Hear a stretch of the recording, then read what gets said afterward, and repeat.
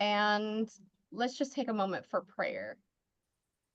And so I invite you, however prayer works for you, just take a nice breath in and become really present to this time and the space. Feel the floor beneath your feet. Feel whatever chair is supporting you. And then just find one thing that you're grateful for that got you here, that allowed you to be in this call tonight. And gratitude for yourself for allowing this time. Take that into your heart space and then just breathe into that and allow that gratitude to expand.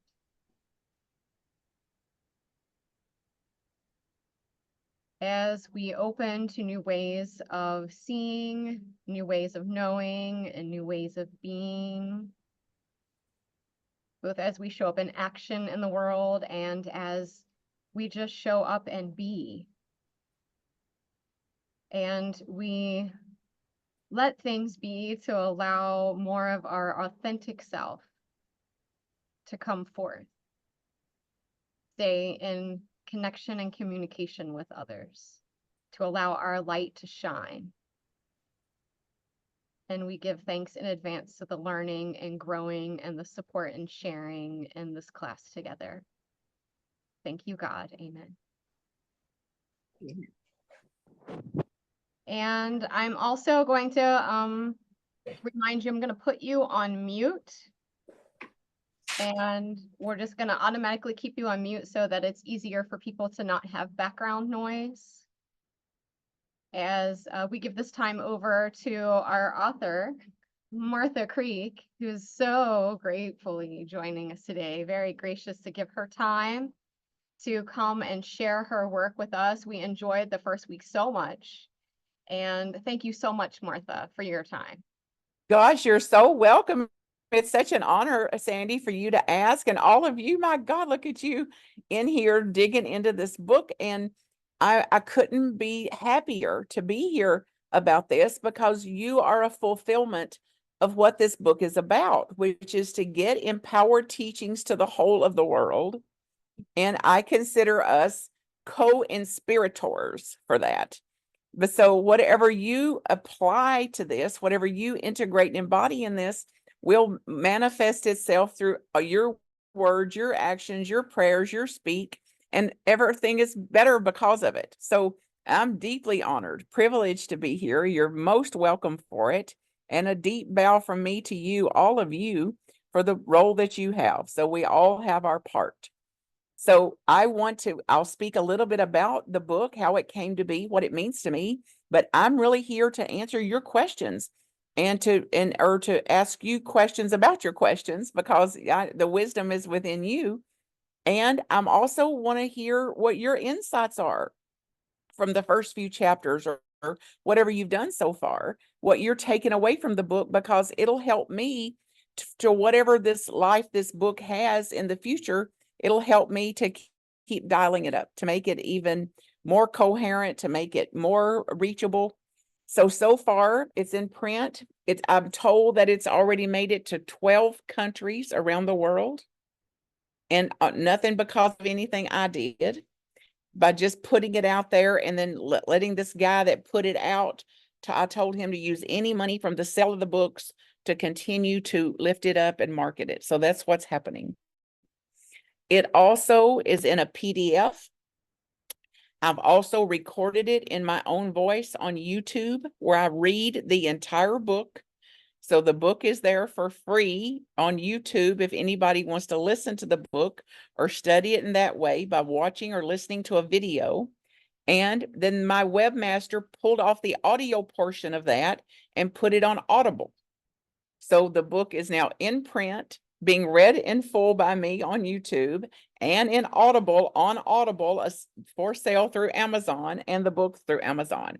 So it's out doing what the book exists to do, which is to increase presence and potential in me and in you, so that we can experience our higher self more often, in more situations, in more circumstances, when we don't get our way, when things didn't outpicture the way we hoped, and to live in wholeness, which includes both and. And I'm delighted that y'all are taking a look at it and doing anything you can. And I was sharing with Sandy before some of you got on here, the Unity Village Chapel is using the book, and you can follow along with them if you want to also. Their material's free, so you can listen to how Reverend Aaron McCabe is presenting the material by going on their social media or right on their website. Sandy, I'll send this over to you when we get off the call tonight, when I get off the call tonight. So if you want to offer it out to your group, you can, honey. It's just another resource. So the book exists because of my practice, my devotional practice. So every single thing in here is something I practice, daily practice. So I wake up and I intend to do this. I set an intention to be this.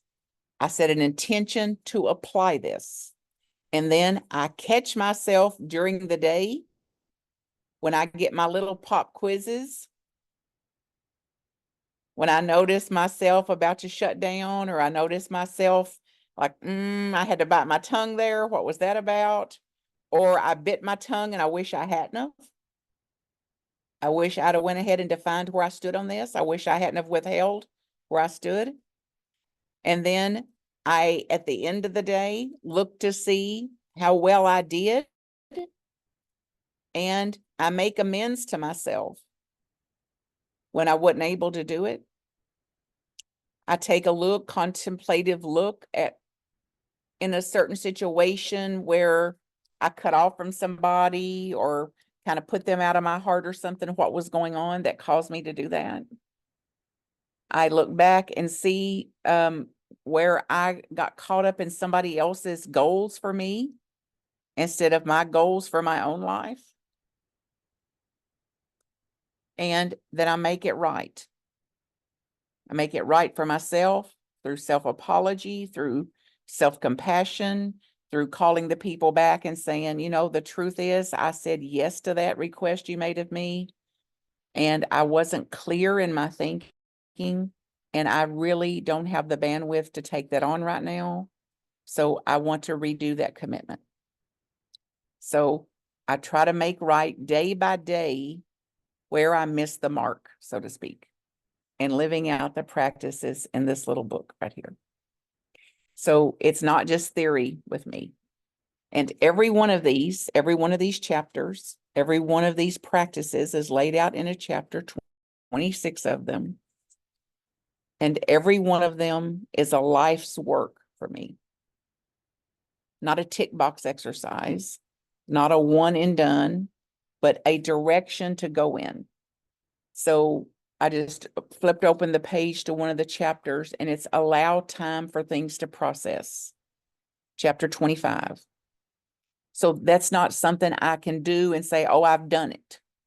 That's something I've got to do in almost every interaction I have.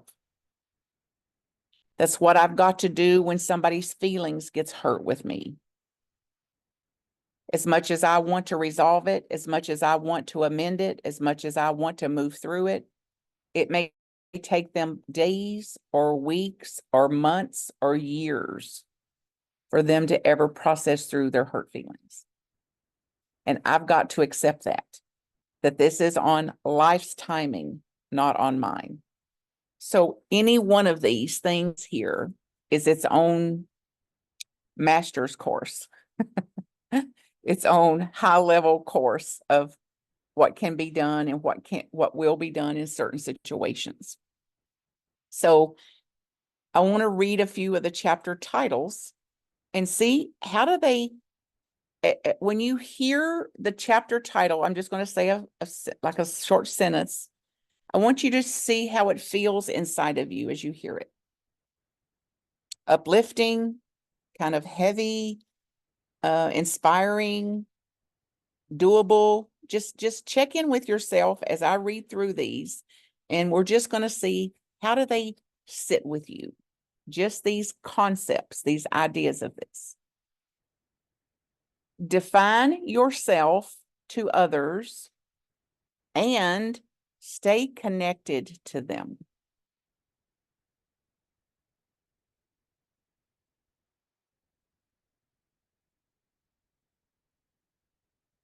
Hopeful. Doable. Number 2 is regulate my own anxiety.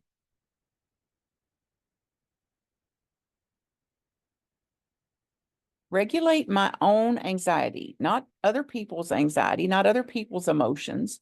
Regulate my own emotions.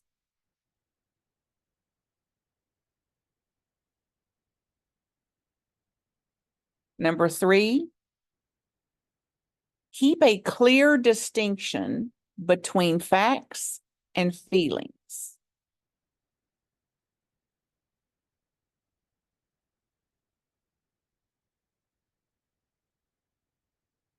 How I would be better off if I was able to do that. Number 4, profess my own values. Profess my own values and beliefs without judging and attacking other people's beliefs.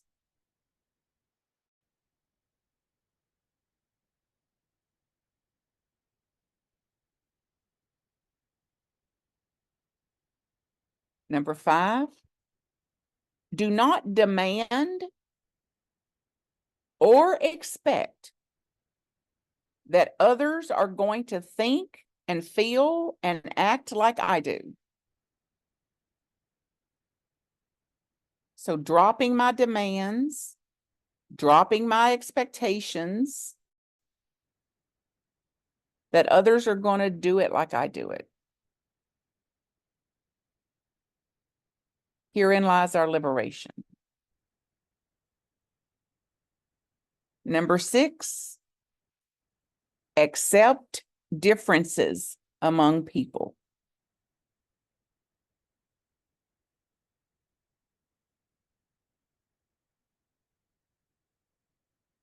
And number 7, take responsibility for my own emotions, including anger, disappointment, despair, sadness.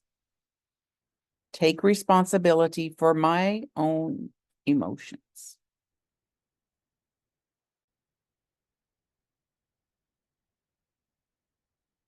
And number 8, live my life according to my own goals.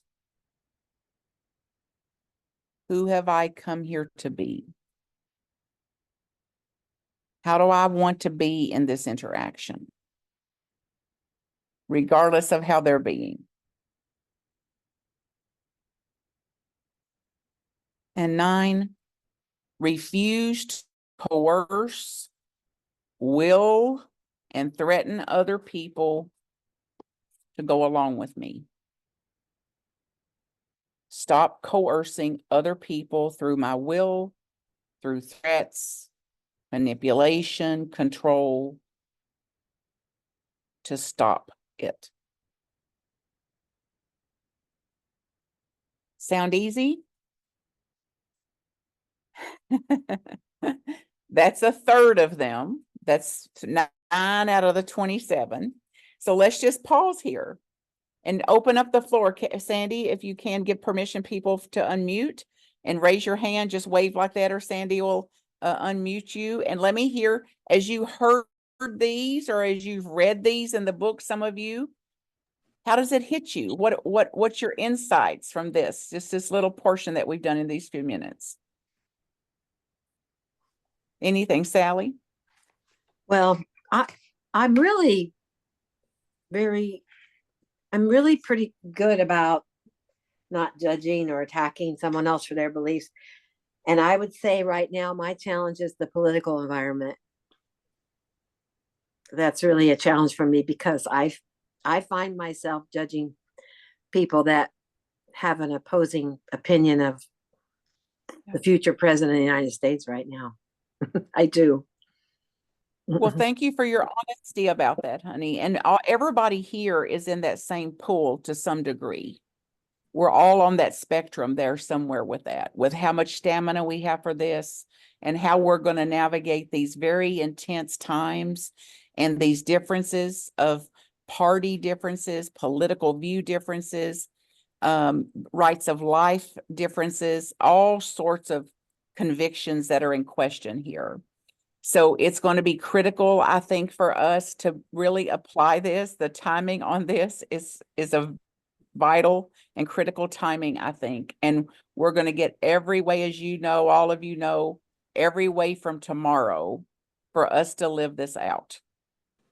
All the way up through, not just to the election, but through the election and what's going to come at the election in dealing with people that don't get their way, that didn't get their way. So there's going to be some party, some people in all parties, both parties, that it's not going to go their way.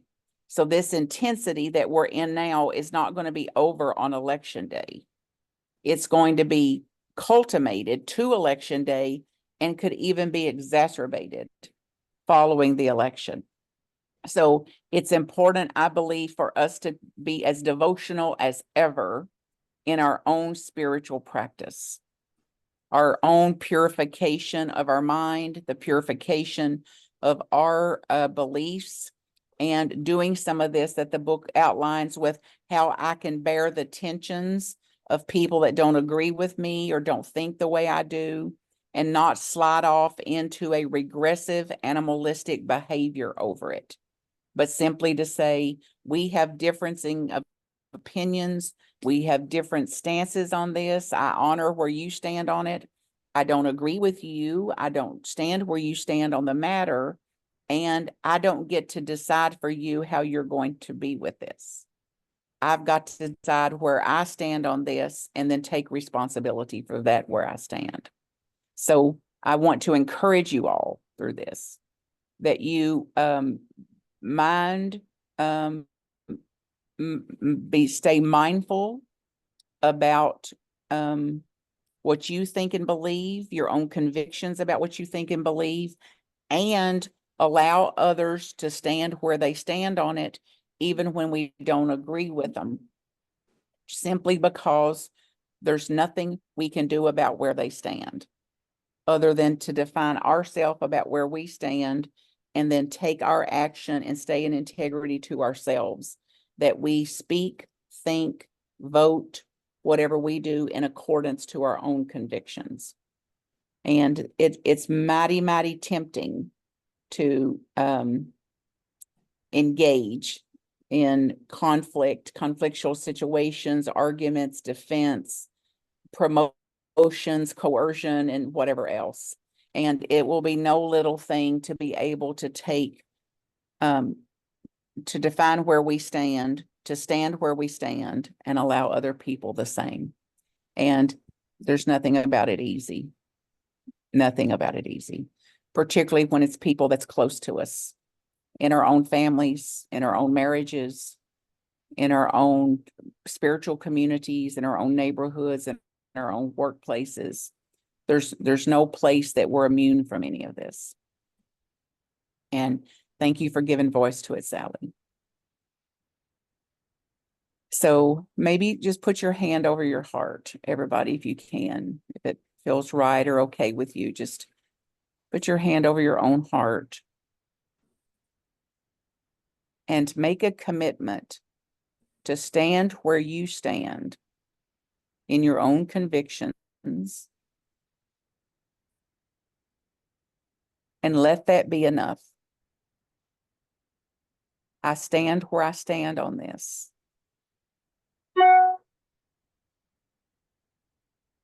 I stand in my own integrity about my beliefs, my preferences, my dreams, and what I hope to be. And I will take action according to that. And that's enough. That's all there is for me to do.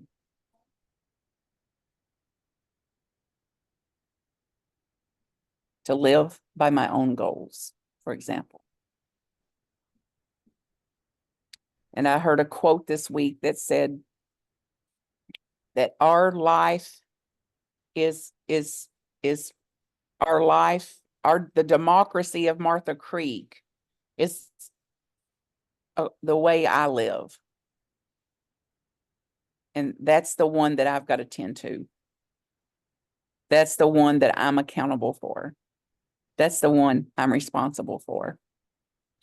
So take a big, deep breath and imagine how you can be with differing people, differing opinions, differing perspectives, and to be less anxious in it. What would that be like?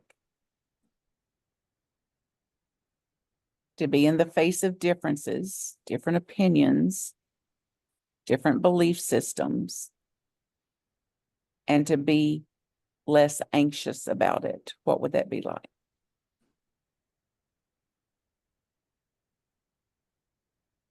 And see if you can get a sense of it in your body.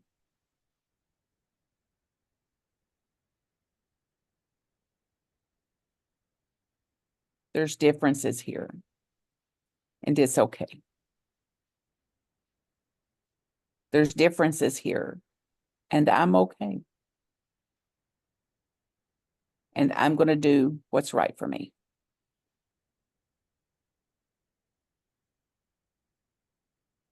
Anybody else?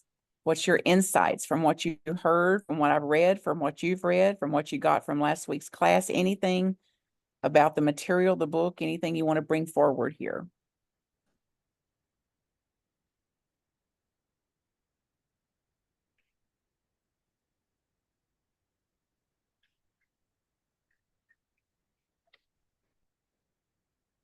Any questions?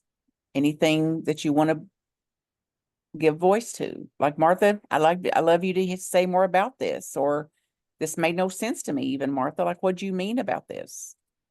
Anything you've read or anything you heard that I read out of the first chapter, 9 chapter titles? Dorothy? Wait till we get you unmuted, honey. Mhm. I like the part about not expecting other people to think the way you are. And before you can, well, and this is totally different, but I also like, before you can help anyone else, you have to take care of yourself and make sure you're on an even keel before you can help anyone else in any way, shape, or form. It's really, Dorothy, that's profound. I'd love you to say it again. And instead of using the word you, use the word I. Okay. I cannot help anyone else until I take care of myself in every way, shape, or form. Then I am good to go. Yes. Now feel that in your body. This is my path. Mhm.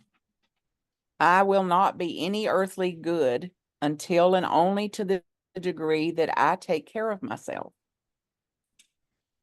I've got to restore my own thinking before I make decisions. I've got to care for my own emotions before I fire off that email.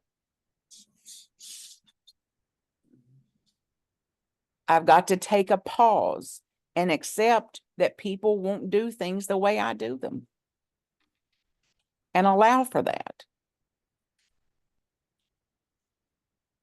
And to the degree that I can do that, not much, I'm not going to be as upset over things.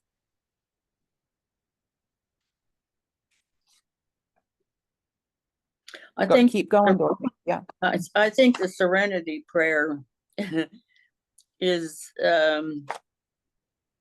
really good to say right now. Well, say it. With all, I probably can't get through it. Well, don't try to do it right. Say the essence of it, like God grant me this, Okay. God grant serenity, Okay, God grant me the strength to take the care of, courage to change what I can, take care of what I can take care of, and accept what I cannot, and to know the difference. and to know the difference. Now feel that in your body. Grant me the courage to change what I can. The willingness to let be what I can't change. Mhm. And the wisdom to know the difference.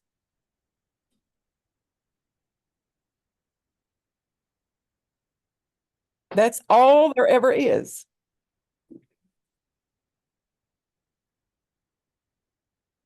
And yes, think about praying that prayer a few times a day. That for breakfast, lunch, and dinner, I've got a prayer. Mhm. And before I put the head on the pillow tonight, one more prayer. Courage to change what I can.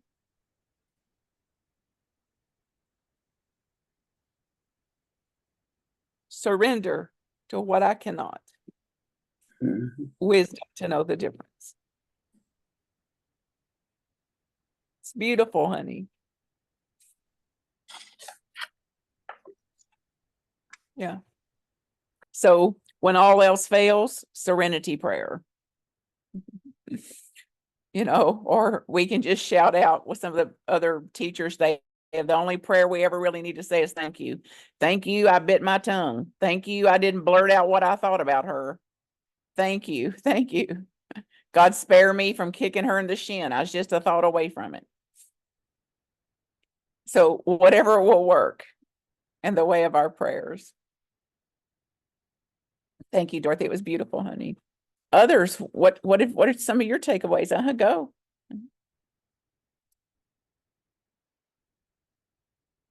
Sandy, we have a hand if you can unmute, honey. Ron,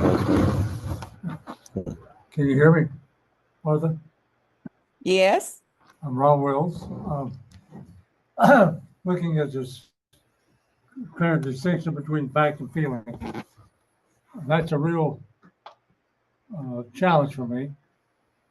And I'd like you to describe how you're dealing with that personally, and which way do you head first, and how do you deal with that? Well, that's a loaded question now. I can tell you, I deal with it, and it ain't pretty sometimes. I'm pretty awkward in it even at times. But I can tell you every single one of these, all 27 of these individually have changed my life. Not all of them. Every single one of them has had a tremendous impact on my life. And this one is a primary example for one of those. So for example, I have a tendency to shut down my feelings. So psychologists say, I deal, I don't feel. I deal, not feel. On the other spectrum are people who feel and don't deal. So we're all of us are in one of those camps where we're more apt to be overwhelmed with feelings, but we don't really deal with anything. Or we're way over here where we're just dealing, but we won't allow the feelings really much space. Can you identify with this? Yes. Like, are you more of a dealer? I deal but don't feel, or I'm a feeler that doesn't deal. So just reflect on that. Reflect on that. Yeah. Did you say you're a feeler, more of a feeler? More of a feeler, not the dealer. Yeah. Yeah. So then think about then something like this. If you said, hey, Martha, would you go to lunch with me on Sunday? And I said, well, thank you for offering a meal to me. And I'm not going to go. I can't go on Sunday. So the facts are you invited me to a meal and I thanked you and said no. If we're not clear about that, we slide off into interpreting what Martha's no meant. And then the mind will make up, she doesn't like me. She's selfish. She thinks she's better than I am. After all I've done for her, she can't even go with me to a meal. I'm going to tell everybody, she's not who she said she would be. That's no spiritual teacher. So it'll take that no, that thank you and no, and it'll go in its own world and interpret and give meaning to what happened. And then we believe what we made up. Then we'll go tell everybody, you know, Martha doesn't even think enough of me to go to with me out to a meal on Sunday. That Martha is no spiritual teacher. She absolutely rejected me right in front of the whole class. I would go the other way. So I would go the other way. It would be me What? judging myself, not you. I'd be absolutely. degrading me, not you. Right. But and what would that sound like if you started berating you? What would you make up about it? My problem, I overreact to the situation only towards me. And my feeling is Yes. because I'm not what I should be or she would have gone. Yes. Now see what that does to your heart? Yeah, I know. I'm not good enough. I'm not good enough. I did it wrong. I overstepped. I didn't say it right. She rejected me. I shouldn't have asked. I should have known better. So shoulda. Yeah. So none of that was based in the facts. All of that was feelings that are misperceived facts. Misperceived, misconceived, made up, interpreted. And that's the pattern that we're in. Because anytime then we're quick to go to self-hate, to recrimination, to blaming self, shaming self, guilting self, hating self. And that's a perfect example of it, what you put forward there. So I bow to you for your honesty. And the question then is, how else could you do it? Instead of that, instead of the self-hate and the self-blame and the shaming self, what else could you do? Well, I would hope that Martha would give me a little reason of why she couldn't go, just not go. Because if you give me a slight reason, I don't tend to go this way that fast. It's if you just decline it and say, no, I can't go and walk away, now I'm shaming Rob. If you give me a reason why you can't go, that eases Rob. Yes, so that's a great example. So that in that case, you could say, Martha, I'm a little struck about your no to me. Could you tell me why it is you're not going to go with me? That takes nerves. I don't know I go that far enough. That takes a lot of nerve to do it. Well, it's an option. I'm not asking you to do it. Just look at, if we're looking at taking care of ourselves, and we know that we have a tendency for self-hate and for self-blame, we could take one extra little step that says, Martha, my mind makes up stuff about why you might have said no to me. And instead of doing that, I want to ask, could you tell me the reason? I could do that. You can do that. I could do that. So it's like putting in one other little step in there that would interrupt our pattern of the self-shame. It's like, I hear, Martha, your no, it's clear to me. And I have a tendency to blame myself at times like this. And instead of doing that, I'd like you to tell me why you're not going to go with me to lunch. Very good. I hope that was helpful. Yeah. And you keep bringing it up. You keep asking questions like that, because that's where the rubber meets the road here. We had another hand up, honey. Can put your hand back up, and then Sandy, if you can unmute. Yeah, go ahead.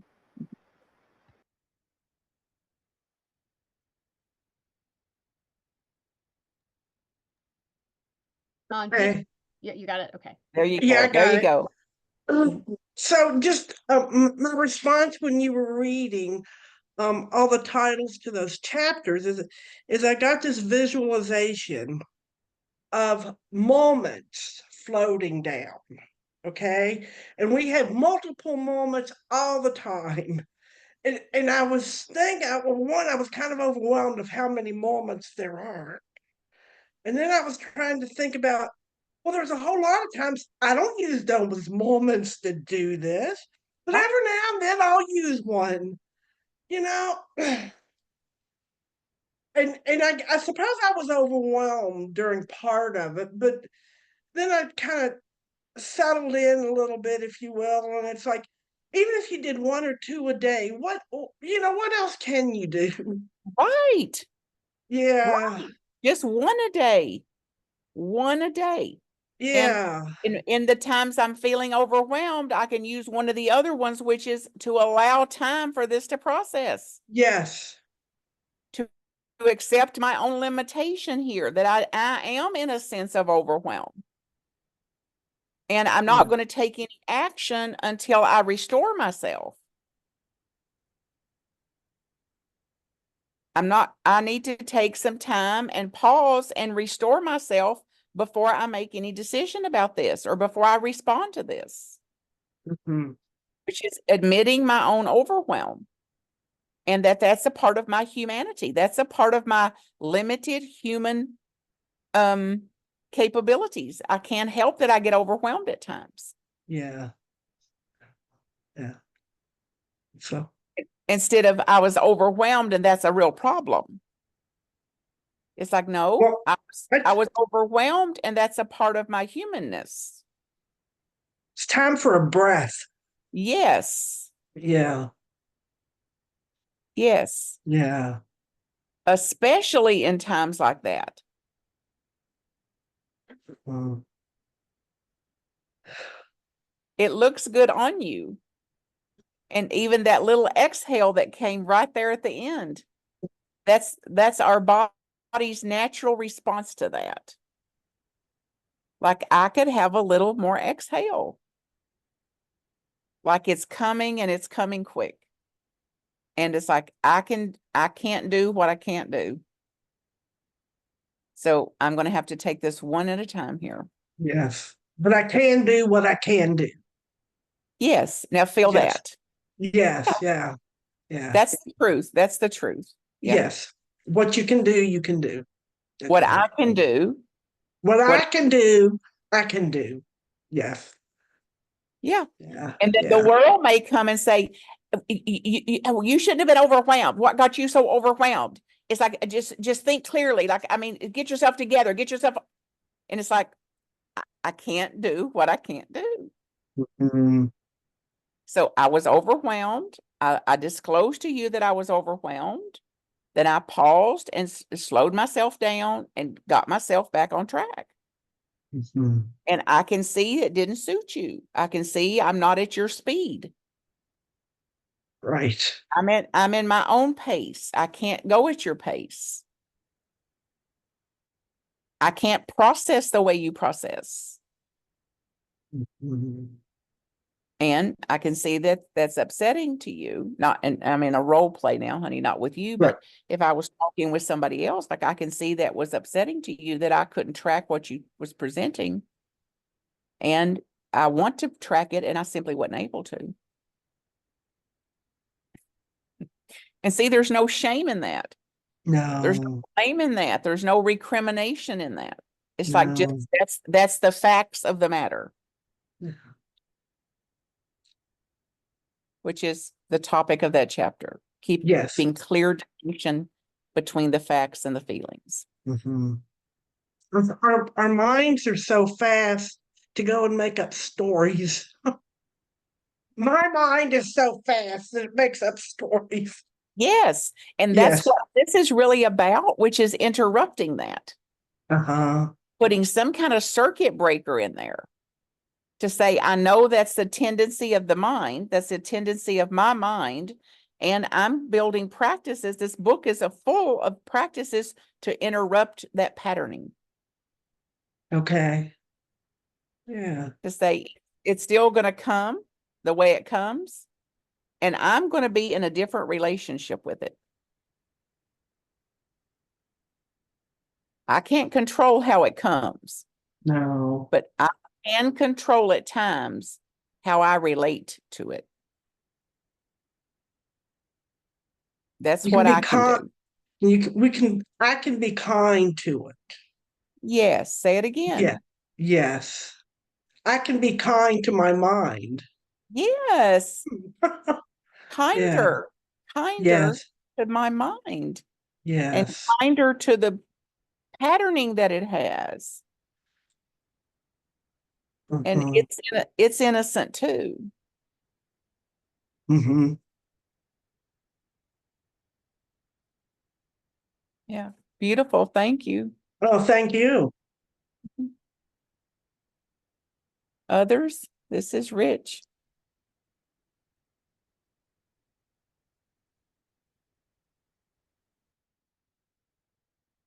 Want to take another little round here, then just speak up anytime you're ready, Sandy. Oh, go there, honey. I don't know what your name is, but go for it. Ruth. Hi, my name's Ruth. And in this situation, when you're having a conversation with someone and you need the time to process it. You need to think it over before you speak. How do you convey that to someone and get them to give you that time so that you can process? Yeah, well, it's not our responsibility for them to give us the time. It's our responsibility for us to take the time. So if I said to you, you've got some valid questions here, I see you want me to make a decision, and I'm not prepared yet to make a decision. I'm going to have to think through this. I need to sleep on this, and I'll get back with you tomorrow about this. So I've got to have some extra time here before I make my decision about this. And if they pressured me, no, you've got to make a decision now, I would be like, I understand you want me to make a decision now. And the truth is I can't. My thinking is not clear. I'm not coherent. I'm not even in touch with what I actually want. And I can't make a decision. It wouldn't be honest. So as much as you want me to hurry up and make a decision, the truth is I can't. So I'll get back to you as soon as I can give you a clear and honest answer about this. Okay, I'll give that a try. Well, can you be them? Can you be that kind of person that would pressure me and then I'll be you? No, I couldn't. She's asking me to do that. Roll For call. her. I know. Can you I pretend? know what you're saying, Yeah. but I don't know where this came into my life, but I'm very careful about what I say, and I think about it before I say it. So therefore, it would be really hard for me to turn it around and pressure you. Well, my request was simply so we could get a little practice at it, honey. But if you can't do it, I accept that. But Okay, I don't. I need you to pressure me. I need that. I am not the pressurer. I'm oh, okay. Well, let's do it that way then. okay. You pressure Okay. me. So all right. Well, you need to make up your mind. I need an answer out of this. Well, I can't give you an answer right now. I need to think about it. I need That's to process. ridiculous. That is ridiculous. You don't need to think about it. It's a yes or no. Yes or no. Pick one. Well, I'm not going to do that because I have to think about it so that I make the right choice. All you do is think. That's what's wrong with you. You just think. You're stuck in your thinking. For God's sake, this is simple. Just yes or no. What are you going to do? I'm going to think about it. Now feel that in your body, honey, what that was like to stand in your own. It really felt good. Yes, it does feel good because that's your integrity. It would Okay. feel good. You were taking a stance for yourself, Yeah. speaking clearly and staying connected to me and my pressuring you, even belligerent you, and you stood steady in yourself. That's fantastic. Thank you. Thank That's you for true empowerment. Yeah, well, you're welcome. You're welcome. And thank you for your clarity about how you wanted the role play to go, honey. That was very powerful to witness. Okay, thank you. Yeah, God bless you. Yeah, welcome. And That on me? that's what this is really about. Yeah. Sandy, Irene's hand's up and your hand was up, honey. So go. Mhm. Yes, if I could just add quickly to the comments that you were giving there, you always use, Martha, with this speaking the ghost kind of term. And though in these situations, for me to voice my fear about someone being mad at me or disconnecting from me was very hard at first, but is now kind of like a lifesaver. So in that situation, for me to add, and I'm really afraid right now that you're going to be mad at me, that you're not Yeah. going to call me back, that you're not going to ask me to do this again. And I really take what you're asking me seriously, and I need a little bit more time. Beautiful, honey. Beautiful. It's been a life. Great example, Sandy. Yeah. Yeah. And that's what Sandy has said, that, and that's my own practice. It was so hard for me to do what we're doing here tonight in the beginning that I had to say, and that's what Sandy heard from the teaching, is I have to name the ghost. And the ghost is, I'm uncomfortable saying no to you. I'm uncomfortable asking for extra time. I'm uncomfortable postponing this decision. It's clear that you really want me to make a decision tonight. And I wish I could do that. And the truth is I can't. I've got to take some extra time and think through this and allow my time for me to process what is an honest answer for me. I simply can't do what you're asking me to do. And just naming the fear, naming the uncomfortableness of it gave me some space to it. Which it gave me the ability to be able to do it, because I wouldn't have been able to do it if I hadn't have named the ghost, so to speak. Thank- Irene, see if we can hear you, honey. Go ahead and. Mhm. All right, can you hear me? Yes. Oh, good, good. Yeah. I was struck by your first chapter, I think it was, where you talked about standing in your integrity, knowing, knowing what you know about yourself, and then not being afraid to express it. I have tried to do this, but honestly, very often I don't know what I think. I'm very willing to listen to others and what their opinions are, and I'm very willing to make no judgment. But I'm afraid that when I say my opinion, that people will judge me and beat me down. I have a friend like this. And if I were to say how I feel, she would immediately feel that it was her that I'm getting at. If I say, I feel this way, her response is, oh, you're saying that about me? Did I make you feel afraid? And I don't know what to say. And I have learned not to say anything. I've shut down with her. And indeed, I even let go of her because I realized I wasn't strong enough to withstand that kind of negative reaction. But Yeah. for the future, I am wondering if I can apply what you're saying in a more positive way, and that would be to say how I feel,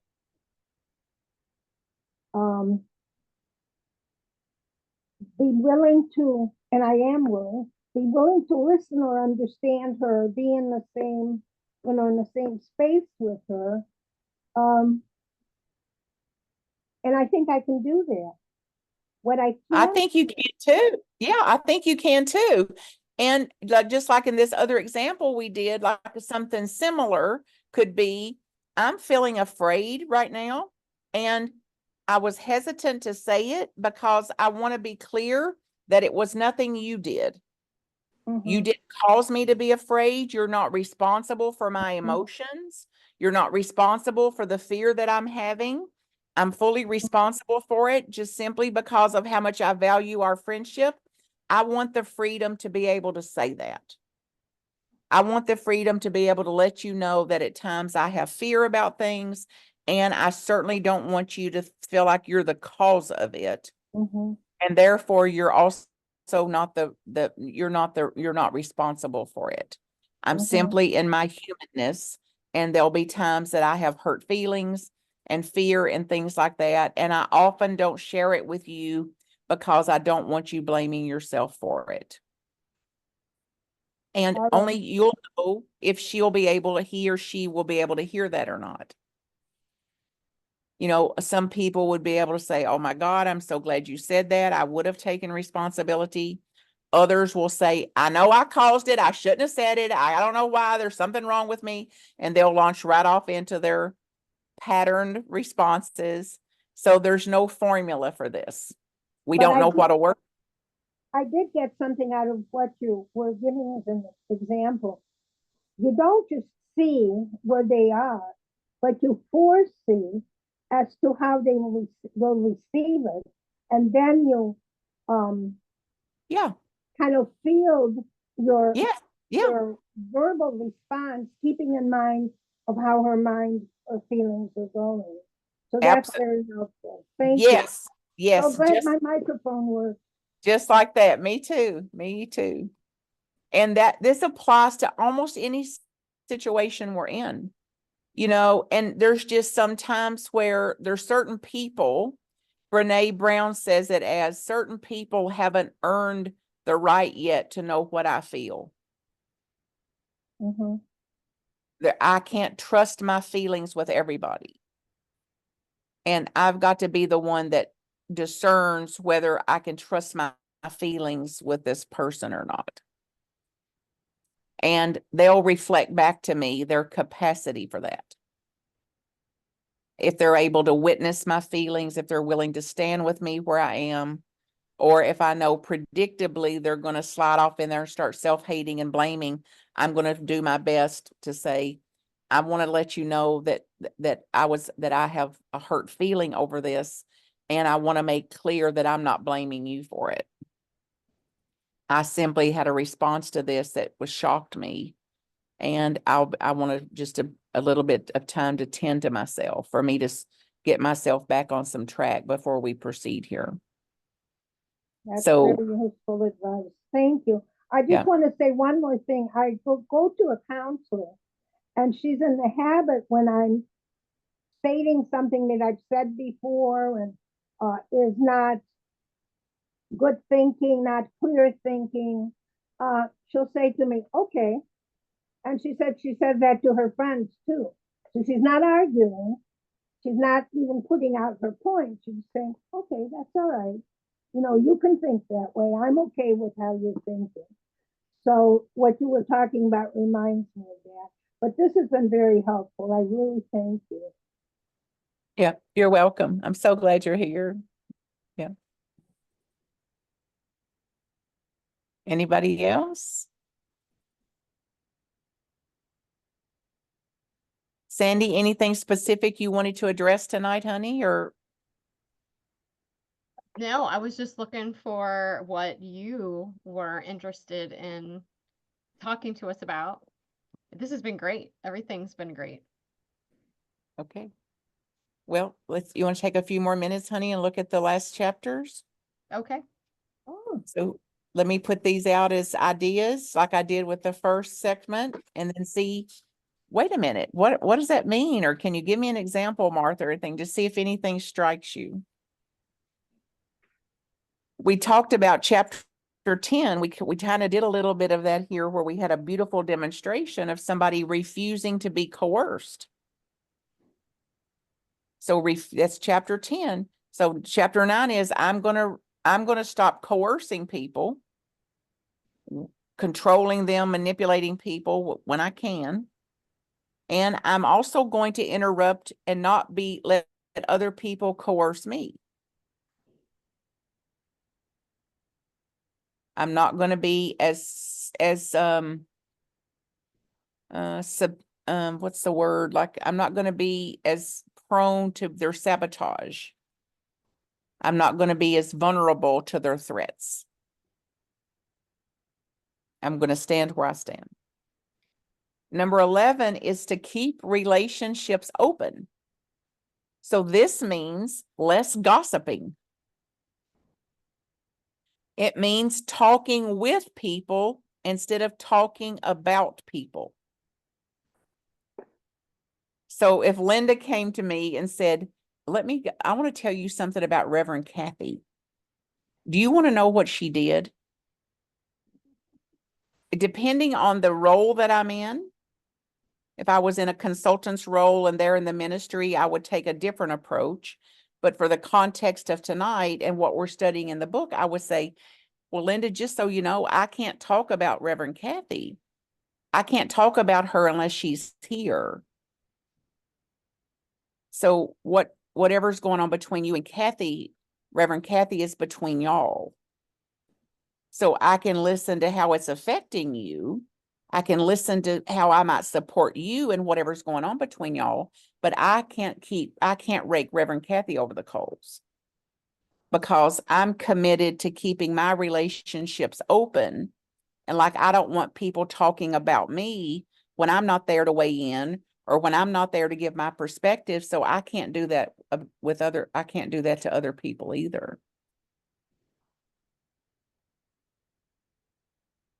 So then it's the difference of talking with people versus talking about people. And nobody here likes to be talked about. It's very uncomfortable. It drives up anxiety.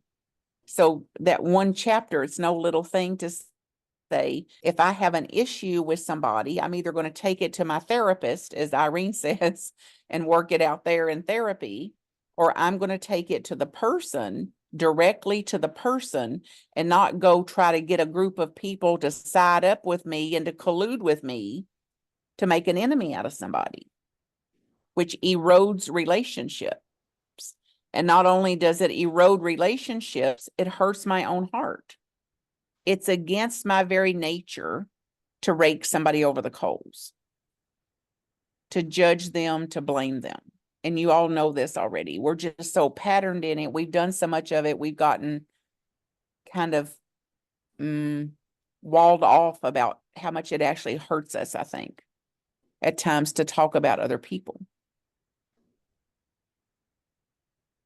Number 12 is to change my attitude and position from victimization to what I can do. And my example in the book is, and this struck me to the core when I heard it, and it's been decades ago, and it's still with me. The difference between this, and I'll just say it the way it was given to me, and the teacher that gave it to me. I've lost my job. What am I going to do? Or, I've lost my job. What am I going to do?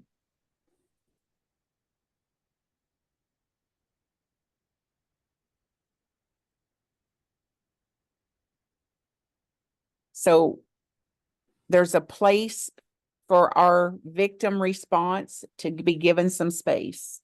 And believe me, I tried every way in the world not to be a victim.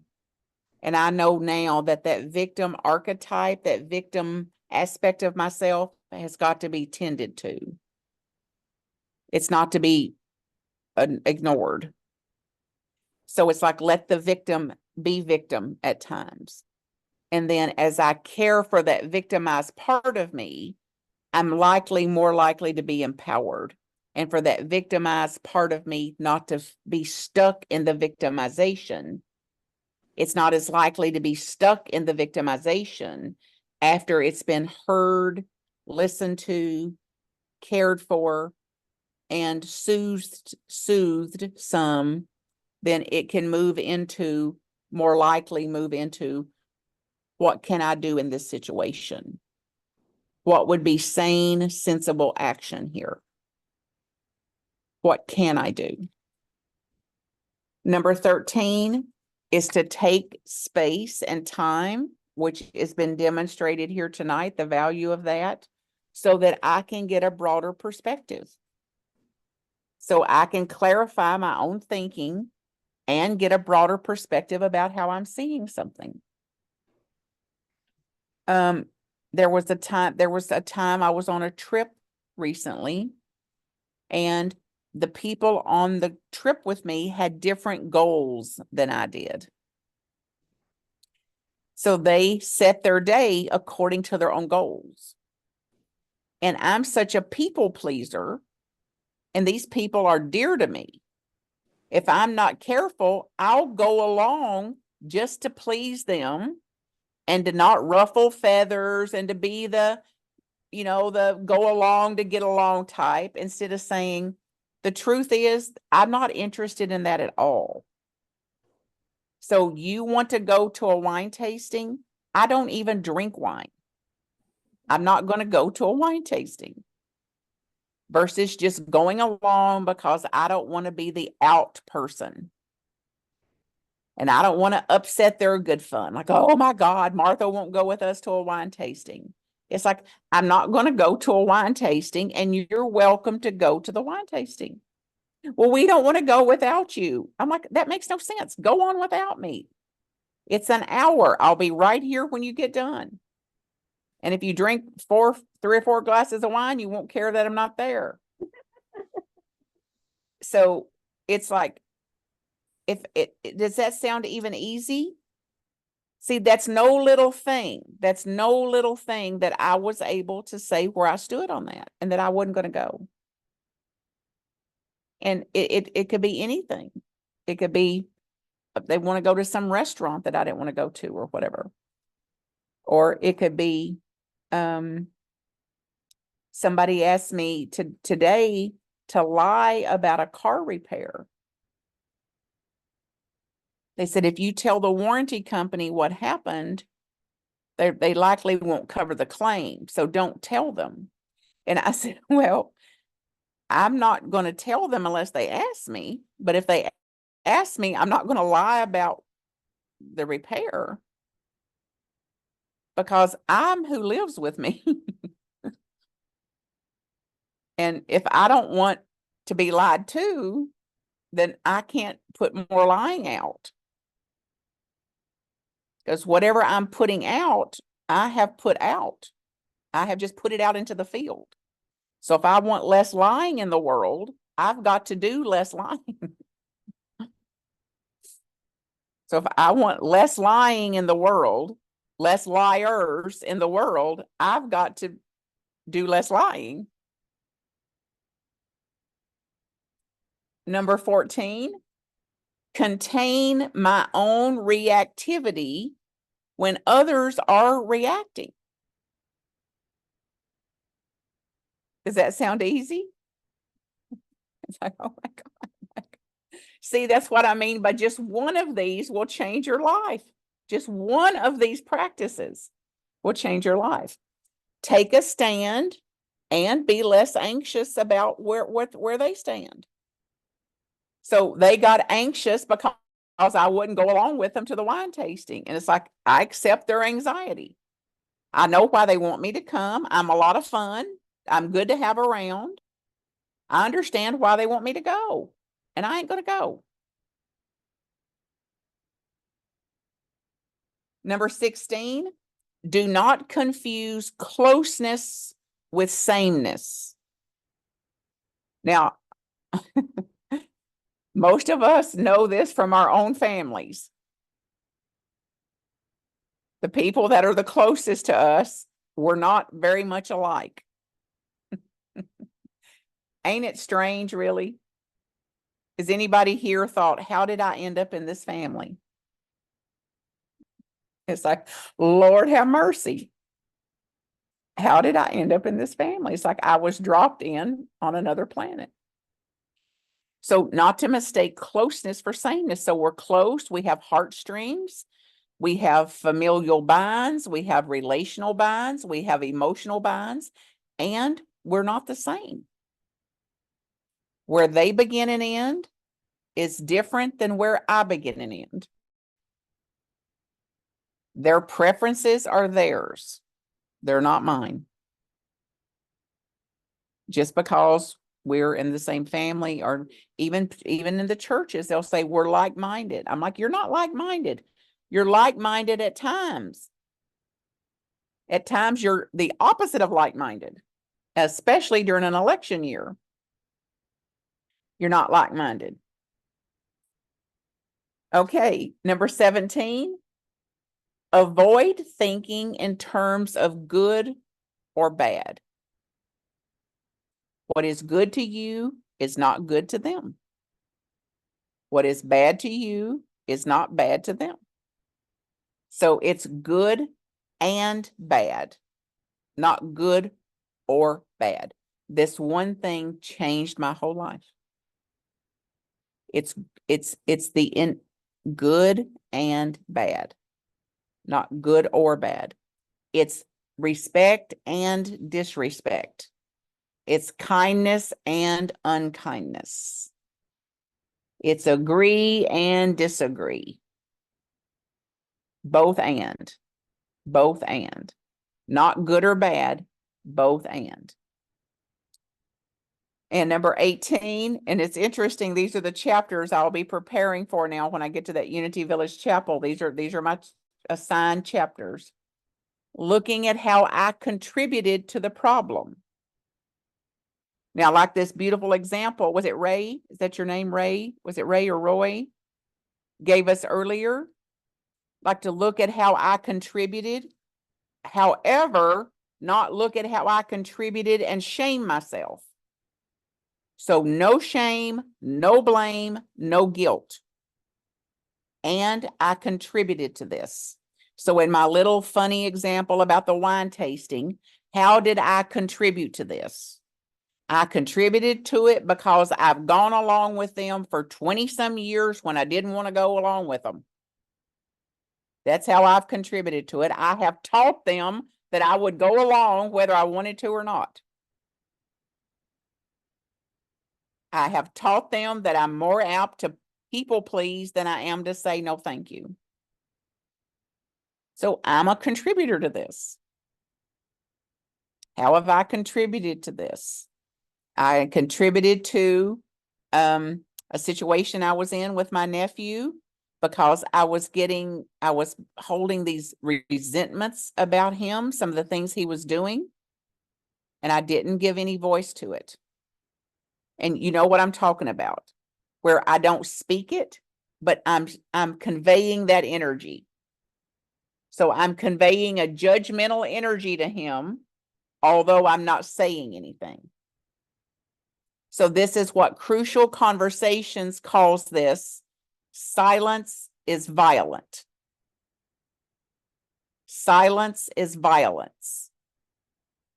So instead of just saying, this has got me upset, I'm not doing well here, I've got to slow this down, or my feelings have been hurt, I don't say a word, but I just keep holding that animosity toward him.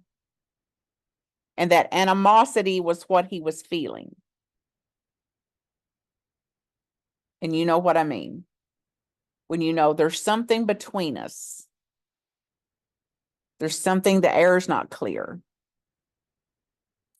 Like the heartstring is not intact. So silence as violence. How did I contribute to this? Number 19 is my biggest lesson so far.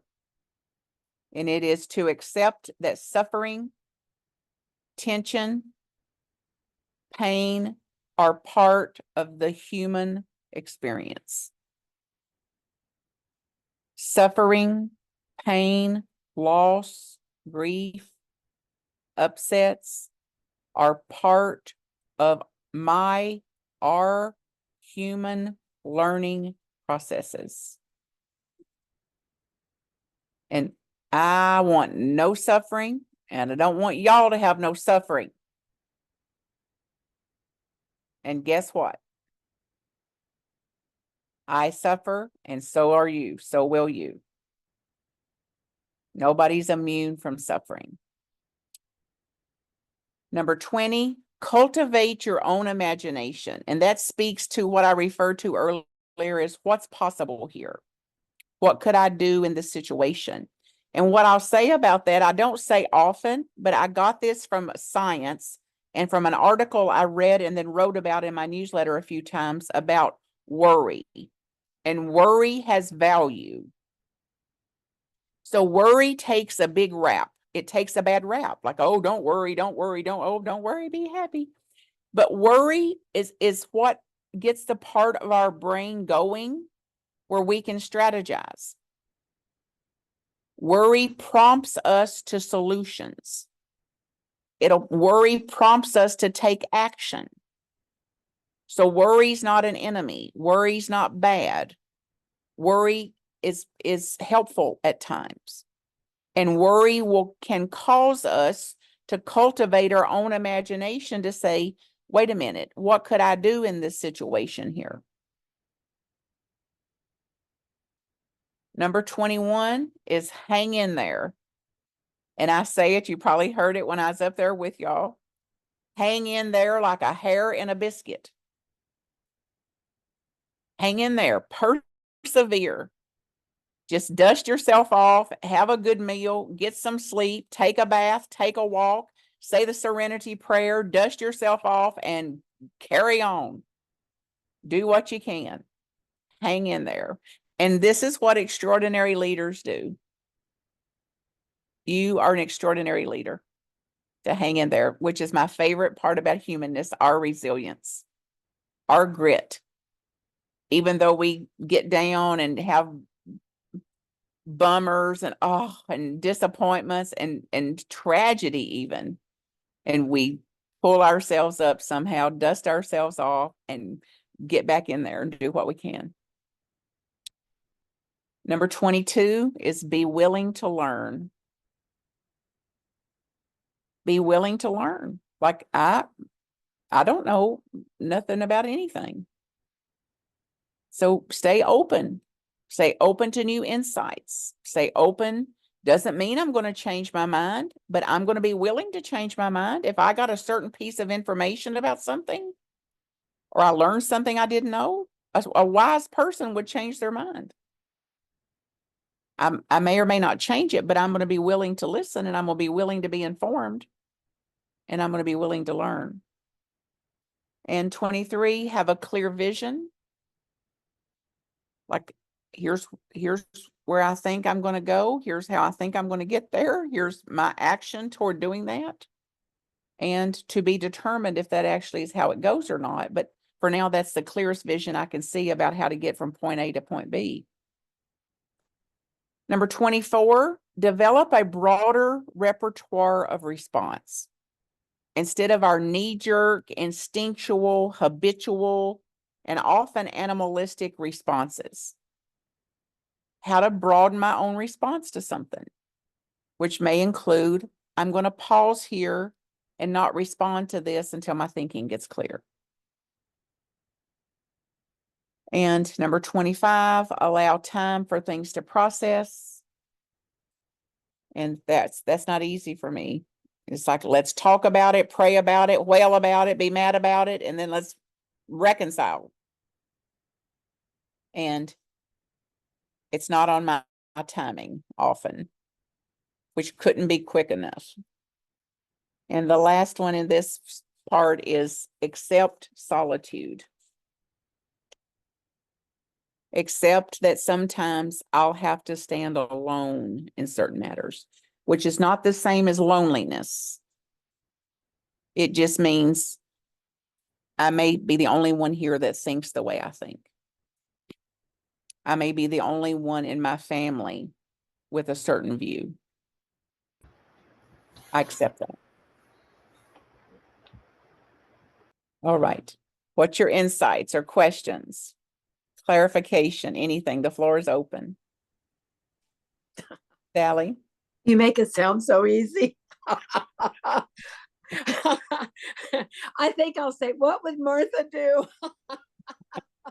Well, if it helps you say that. Yeah. If it helps you say it. And even a little funny like that, Sally, might cause you to pause. Mhm. Like, what would Martha do? Or what would the book say or something? Like, what would Jesus do? Right. Like, what else could I do here? Just a question like that could put enough of a pause in us sometime to interrupt the patterning. Sounds wonderful. And just keeping it a little more lighthearted like you did it, that could be helpful too, honey. Yeah.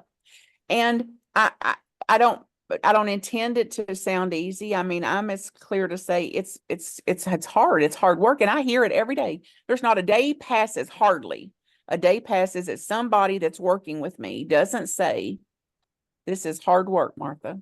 Mm. This is hard work. And I say, yes, it is. And it's hard work for me too, because I'm not immune from this either. And what I know for sure, though, is as hard as this is to do, it's harder not to do it. Because it's a chronic state of suffering. And this is an antidote for some of that.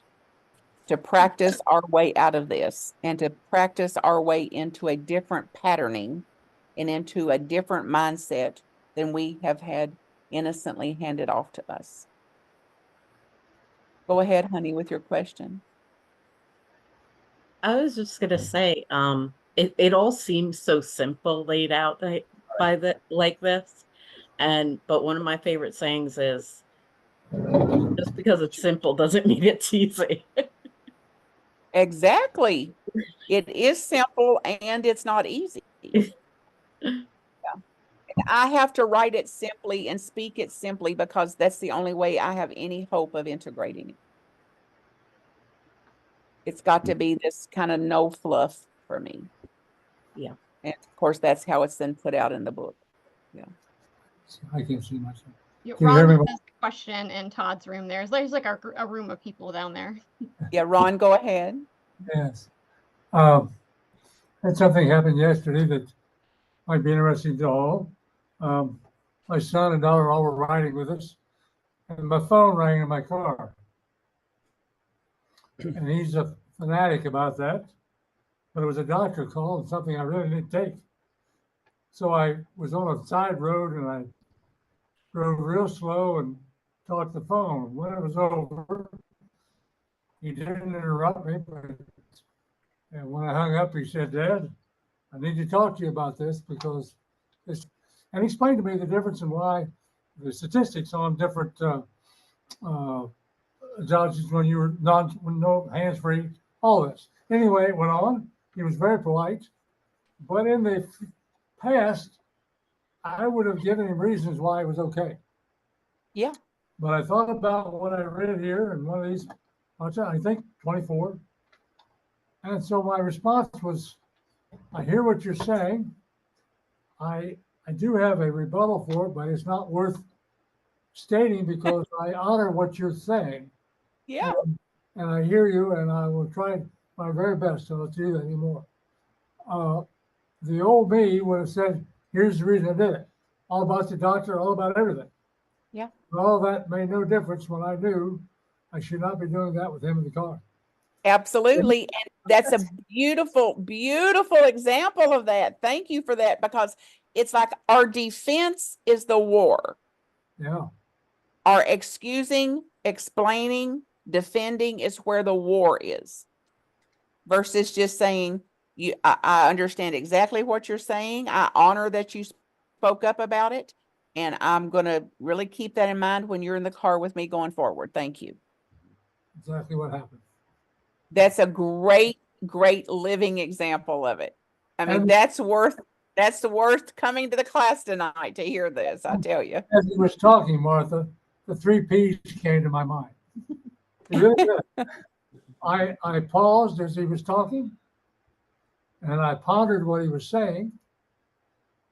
And then as he finished, I was allowed to proceed. But if I had broken into any of that, it wouldn't have worked. That's exactly right. That's exactly right. Well, And God, I'm gonna tell you what he said first. He said, Dad, I have a need. That was his point. Dad, I have a need. Yeah. And I said, what's that, Greg? And then he proceeded. But he did it in such a honoring member of his father. He Yeah. didn't degrade me. I think he's read the book. Yes. Yeah. And so Well- my response was in quotes. Right? Well, it sounds like how respectful and honoring he was, and you felt it, that made it easier for you to respond reciprocally, to really honor him, his need, his stated and voiced need, where he stood on the matter, and the fact that you're aware of it. He wants you to be safe in the car. You want to be safe in the car. So what you want is actually the same thing. And you made a discerned decision to take that phone call. And Martha, I was honored that he did it. I was honored he respected me enough to do it. I understand that. Well, Yeah. Or shout at me. Yeah. Yeah. Thank Yeah. you. Yeah. You're welcome. Thank you also. Another one from question here. us. Question. Is that Todd? You said about worries, feelings that it's not a bad feeling. How about fear? Does it come from worry? Is that bad feeling? There's nothing bad about it, honey. It's part of our humanness. So all of us have fear, and we're going to have fear as long as we're in the flesh. And we have made fear a problem. We've made it an enemy. We've called it names. We do everything to stamp it out, shut it down. And the more we do that, the more afraid we get. So we're stuck in fear the more we go to war with fear, versus honoring fear. That fear is here for a reason. It's a part of our wiring of our brain. We're innocent in the fact that we have fear, and giving some space to the fear keeps fear from growing and taking over our lives. So fear is not bad. Worry is not bad. Worry will cause us to take action. Fear is not bad. Fear will cause us to jump out of the way of a moving car. Fear will cause us to jerk our hand off of a hot stove. So fear is very purposeful. And if we can get a little friendlier and more compassionate with it, I sincerely believe and know from my own direct experience, I'm not as stuck in the fears and not as bound in the fears when I give them some space. Thank you. You're welcome.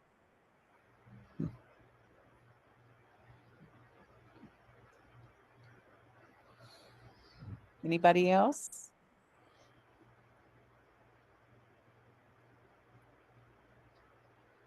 It means the world that you're all here. Sandy, do you want me to drop off, honey, for you to finish up? Yeah, whatever you'd like to do. We've only got about 5 more minutes here, but that's good. Thank you so much, Martha. This is Linda's got her hand up. You're welcome, Sandy. Thank you also for having me, honey. Linda put her hand up. Go ahead, honey. Yeah. I just wanted to thank you, Martha, for doing this for us and actually for writing the book. It's very, very insightful. Definitely will be using it. I like Gigi said earlier, there was moments, as you mentioned the titles, and talked about moments floated into my head of where I could have used this and or have used it. Yeah. And so it's very, very moving and very meaningful to me. And I appreciate you going through it with us.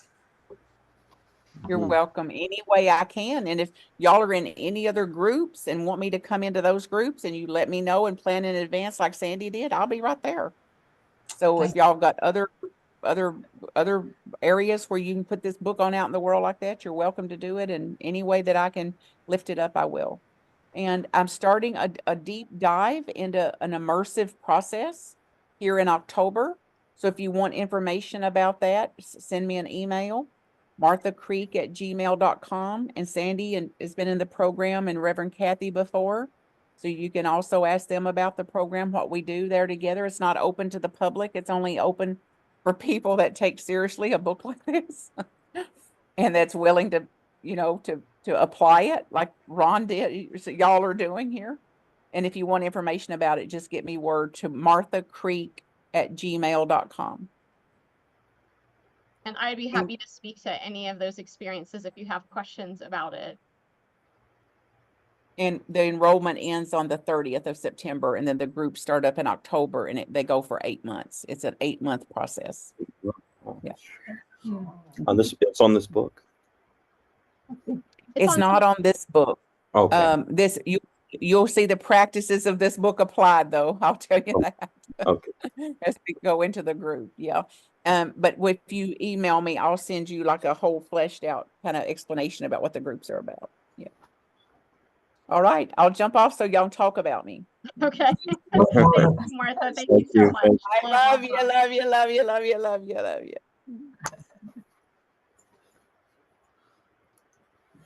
Okay, guys, this I know is so much, right? I wanted to have a little time to disseminate and talk, but I also want to honor our time. So I don't mind staying on here if you have questions for me. But my question for you is, moving forward, I can continue to pick out highlights like I did last week and develop some questions around them. But if there's anyone that is like burning, like now that we've gone through all of the titles, it's like, oh, I really want to go back to that one. You can like type it in the chat or like just speak it here and I'll write it down, especially if we have more than one person who is like really, really like, oh, she talked about that. We really need to do that chapter now. Like I'm totally open to like throwing away anything that I had planned and, you know, developing something around this. So I don't know what anyone has to say about that, but you could also email me if later, like this has just been so much and great. Thank you for putting that in there, Sally. Just any, like, so since it's been so much, if you've had some time to think about it, or maybe you want to rewatch, because remember I send out this as a recording, you want to rewatch and you decide like, oh man, I'm really just into that. The only one that I've had really requested is one that I had planned to do next week, which is the 7, take responsibility for your own anger. And that was the only one that I really had a request for. And so I had planned to do 3 and 7 next week, but I still plan to do 7. I can change the 3 unless you like that 3 and 7 combination there. I totally want to take your input on what you would like to discuss, because I really want to leave more time open for the small group discussion since we didn't have much time today. Also, Sandy, yeah, this is Antoinette. I'd like to go more into the chapter 17, avoiding thinking of terms of good or bad, and both and the you know, just that whole concept with the duality thinking and the both and ... yeah, that is a big part of the work that Martha does. So yeah, definitely. And I'm just so happy that you all showed up tonight and contributed so much too. Anything else that you want me to write down? I know we're going to the time here. Gigi? If you want to unmute. Sure. The one that caught my attention, let me see, I can't find it, was about the ghost. Oh, that was me, like speaking the ghost. I threw that in there. That's not the name of a chapter. But Okay. along with a lot of them. Naming ghosts. Same, my chapters. I could write the chat. We could write another chapter. Oh, that's funny. Yeah, that would be good too. The you know, speak to the ghost, Yeah. and then also the chapter 24. Thank you. Yeah. Thanks. Solange, did you have something? I saw your hand and then I didn't. Yeah, I like chapter 14, contain your own reactivity when others are reacting. Yeah. I think that's a really great idea. It's definitely something I struggle with. I don't know about anyone else. Yeah, they're all good. We're gonna have to try to figure out, because I feel like even though we have all this time and we went through them really fast, I feel like it's really hard to actually talk through more than 2 chapters at a time, because we'll read a little bit, we talk a little bit, and then we have a breakout session. Before you know, it's time to move on to the next one. So we'll see Right. how many of these we can get to. And then, by the way, remember Martha did this tonight, just totally out of the goodness of her heart, free of charge. And when I send you the recording, I send you a link for the Venmo. And so we will, and Kathy knows that she was on tonight. So if you put the Venmo for the class with Martha, I'm pretty sure that Kathy like gives a kickback to Martha. Because whenever Oh, Martha okay. comes, she gives her part of the tithe. So if you, a lot of people wait till the end of class to tithe for the whole class, but if you want to tithe on tonight by going to the donate link when I send the recording and you write with Martha on there, that Martha will get part of your tithe. Dot? I think Joy wanted to say something. Oh, thanks. Thank you, Dot. And thank you, Sandy, for reminding us about that tithe. I don't know what chapter it would be, but I wrote down, we feel, but we don't deal. And then other times we deal and we deal and deal. We don't really stop to feel. And I keep thinking about that ever since she said it. So I don't know where it is in the book, but that one was really big for me. I'm going to think about that a lot more. Yeah. Yeah, I like that too. Lots of good stuff. Irene? You want to unmute? Okay. I wonder if you said this, Sandy, but I thought it might be useful if you took a survey to see, you only have a month of these discussions, right? Sure, yeah. So if you could take a survey and let people indicate which chapter like is the most important to them. We just did. And then take the majority and have that be the topics of discussion. And or when we go into the breakout rooms, maybe you could group people according to their interest in a particular chapter. I don't know if that would work or not. But does that sound like something that we could do, or is it too complicated? I can certainly take like the chapters people have indicated and maybe narrow those down that way if anybody would be interested in taking a survey, but you'll have to take the survey. So it would probably be like a Google form that you would have to like log on to and then click off the boxes that you're interested in. That's like good. voting. Oh, I can certainly do that. If enough people would answer them, then I could go with it. Otherwise, I'll kind of go with what we got here. Yeah. All right. Okay. Well, I know we're already 4 minutes over. Thank you for hanging out. I want to like go ahead. I'm going to go ahead and click off the recording at least. And let's see here. There we go.